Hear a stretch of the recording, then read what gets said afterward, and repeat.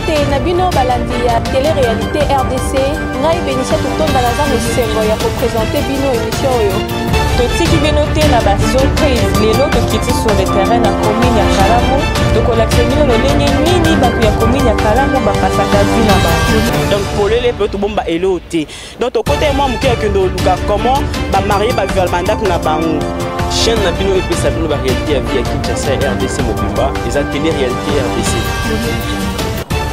Ozanga te ko s'abonner pour na ozanga information te ozanga komona réalité ya vie te ndenge bato ba jouer ndenge ba artiste bato ndenge na ndenge ba komona bon kaka na télé mais tala pe bina bon ndenge ba dehors ya c'est tout le temps il dit que petit canal na pression côté voilà tenant l'homme du chef. Oui, mbot na bino sosila bozwami ezali télé-réalité chaîne na bino epesa bino ba réalité ya vie ya RDC. Lelo tokutana ndeko Blaise azali secrétaire particulier ya président Yokason nde toyambi a toswana par rapport ya durée ya procès ya 100 jours tomoni ezokende mulai ezokende kaka en liro ezokende tomona neti ekosala ta 1 an. Nde yango population basengaki biso to akutana na moko ya bata IDPS pour bango ndi bazana na pouvoir baisa biso mamba procès ali ndeko Blaise Mbote papa héritier oui ndeko tomoni procès 100 jours et bandaki depuis ils ont continué kaka des populations balobi mais bino bozo kiper dollar te dollar ezo mato bozo ki dollar na 16 comme 17 18 19 bozo lo bara et Yayambo nakopesa merci ondimi ko yambanga na chaîne ayo pour que tomeka kolobela politique pe nakopesa mbote na banyo bazolanda biso na chaîne bino pe ba abonné na bino nyonso mutuna na yo ezali pertinent mais la vérité c'est que toyebi biso nyonso makambo ndenge ezoleka na mboka soki procès wana ezalaki médiatisé te lelo je crois que engaki ezala objet ya ba critique ebele pe ya biloba loba ya peuple. Mais Dieu merci que bango moko basenga ki médiatisation ya procès wana et que le peuple congolais ezo comprendre que se passe à travers ce procès. Procès à 100 jours eza purement juridique eza makambo etali justice. Justice est exécutif te. Je crois que l'exécutif est en train de faire son travail à travers le président de la République et le gouvernement. Ba mesure eza prise et musala ezo salama de telle sorte que malgré pandémie autozalango état d'urgence ba meka ko calmer accalmie. Je sais bien que aux intellectuels papa héritier okolobate que nazoko ça ce qui crise eza mondialité. Parce que ceux qui toquent na Union européenne vous allez trouver que bazo réclamer 200 milliards. L'Union européenne va réclamer 200 milliards pour soutenir, 200 milliards pour soutenir l'économie européenne. Donc quand l'Union européenne va réclamer 200 milliards pour soutenir l'économie na bango, vous comprendrez que bisoku to RDC na nous, dengue na nous budget na biso za muke. Mais malgré tout budget za okani gombe. Or ba entreprise tout e foutre bempo, ils en a gombe. Donc biso budget na biso muke. Mais tozo sala ba effort pour te maintenir crise wana. La crise elle est mondiale. Donc tous les pays frappés par la pandémie du coronavirus, ils ont subi crise oyo. Et ça indépendamment de la gestion ya mboka na biso. Le procès est là pour mettre au clair et mettre hors état de nuit ba mi binyoso ya mboka. Ça doit continuer, même tout le temps que ça pourra prendre, ça va continuer pourvu que la lumière est ça, c'est aussi un moyen de mobiliser la recette dans la caisse à l'État. Il faut justice ça pour que mbongo ezonga na caisse à l'État, mbongo yibamaki. Ça va soutenir encore notre économie. Et le gouvernement est en train de mettre une coalition cash. Bon, la plupart, quelles que soient les tendances, il y a bateau baza interpeller la justice. Nous disons que c'est nous qui avons mené l'état de droit. C'est pourquoi vous voyez nous sommes sereins et tous silencieux pour intervenir pour empiéter justice. Étant donné que la justice est indépendante, nous disons que la justice est ça la musala nango tina suka pourvu que l'état de droit est mis en place. Attaque de l'art comme on a 300 000 mais essentiel. Quand c'était yango nazo meka kocha ba différence. Kocha ba différence entre ba éléments nyoso wana. yo ozoloba dollar ngana lobi oui dollar eza un problème parce que économie mondiale est par terre. Union européenne ils ont réclamé 200 milliards d'euros pour soutenir l'économie là-bas. Et bon, on budget étant donné que nous avons une économie faible et économie extravertie, nous dépendons de l'extérieur. La frontière nous sont bloquée. Parce que nous vendons les minéraux, c'est alors que le dollar est contre Namboka. Mais pendant qu'on a bloqué les frontières, et les États-Unis ont bloqué les frontières, les pays européens ont bloqué les frontières, comment nous allons vendre nos minéraux? C'est là que nous avons le blocage, alors que la devise est pété. Parce que la devise est tant que voilà pourquoi. Voilà pourquoi au Monaki Conseil des ministres voilà pourquoi Conseil des ministres le président de la République a bêta qui c'était que tout ça la bilanga. Il y a un ministre de l'agriculture qui sur le terrain, engin économique à Kassai, pour tout côté ce qu'on a bilanga. En fait, tout produire bisomoko. Si tout le c'est basé car malheureusement le président de la République il est en train d'hériter un pays où l'économie nango est extravertie. Donc les quinquennat passé ou bien bazala qui liboso avant hier basala qui est fort pour maintenir tout basala bilan afin que tous en a économie interne. Yango ils ont surtout dépendre libanda il faut toter minerai pour tous $. Maintenant tant que la frontière est bloquée tous sous $. C'est normal que dollar est mata.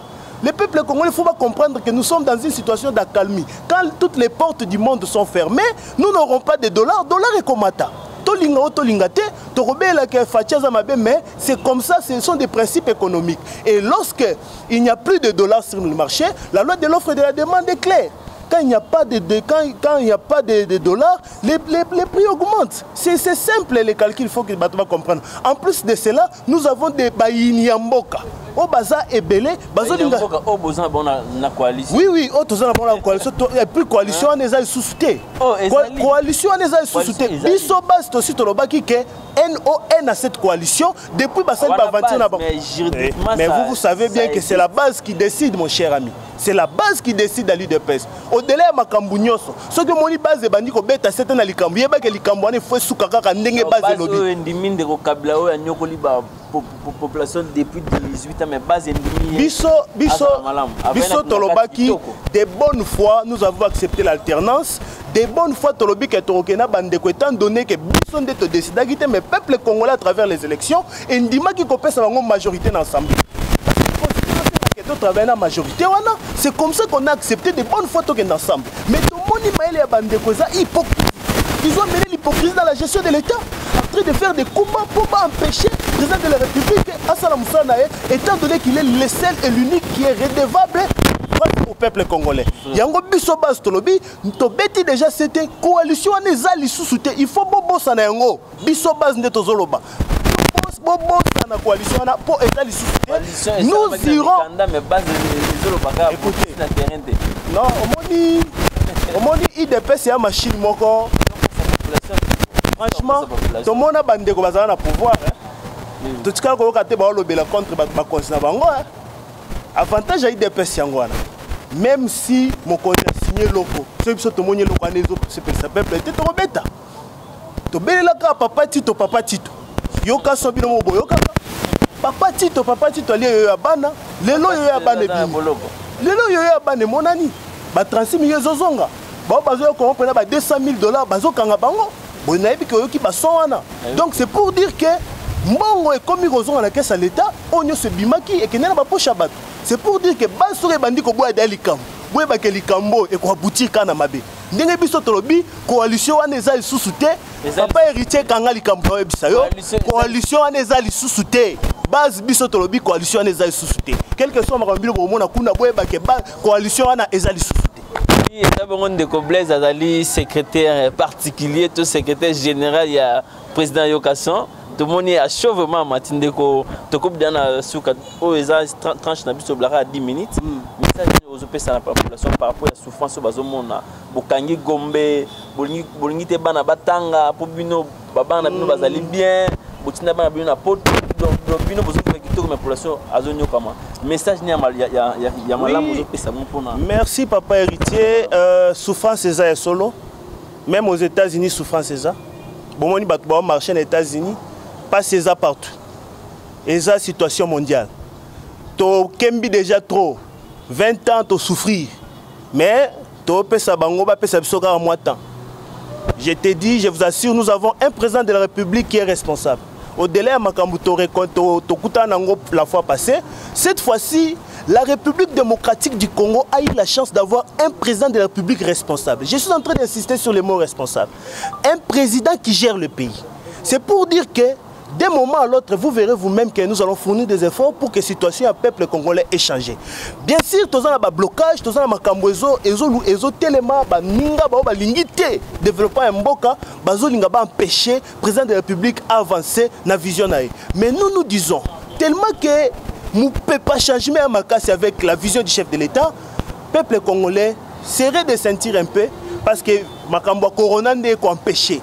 Bien on a des budgets qui 10 milliards déjà et là mais corona est bloqué et ça le colato ralenti mais nous allons faire au babengi remontada comme notre président de la République aime toujours le faire donc makambo serait bloqué à lukara toujours ba boulon pour déboulonner afin que le peuple congolais se retrouve toyebi que makambo ko simba peuple congolais soyez serein parce que nayebi que bino nyonso ba visionnaire peuple congolais comme un politicien à comme un politicien à mon makambo pas comprendre situation est pas si pour le moment parce que nous avons crise sanitaire, il faut te sauver ma vie. Papa, confinement est obligatoire. Le pays n'est pas confiné. Ce qu'on dit, c'est confiné parce que la vie humaine en dépend. Ce bande relation comme Koufa, papa, Koufi, maman, Koufi et comme grave.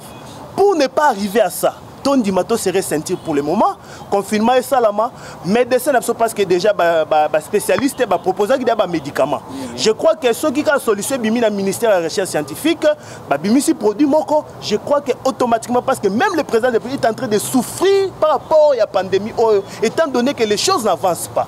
Il y a un conseil des ministres, il y a proposé est-ce qu'il n'y a pas moyen de déconfiner moins d'âmes parce qu'il sent que ça pèse sur la gestion. Donc, pas ses alliés, oui, mais on dit que la population koufa parce que pas ses alliés. Tout serait senti, nous avançons lentement. Dès que le produit wana adopté produit qu'on a recherche scientifique, publier un produit Robix sabat na coronavirus, automatiquement on va ouvrir les portes. Je crois qu'à ce moment-là, tu as moins là, peut-être respirer, peuple paix et qu'on se retrouve. Merci beaucoup de compléter. Merci. Pena pesimbote na balandi na bino nyoso ya chaîne na bino. Bon nyoso ba sepelera na yokason parce que biso toza base ya yokason. Bon continuer kolanda message toza nango tozanga koloba tendeke balobaka biso to bomba vérité te tozara pe sanduku te pona bomba makambu soki mabe ezali tokotelema pe tokolobe. Merci beaucoup de Merci.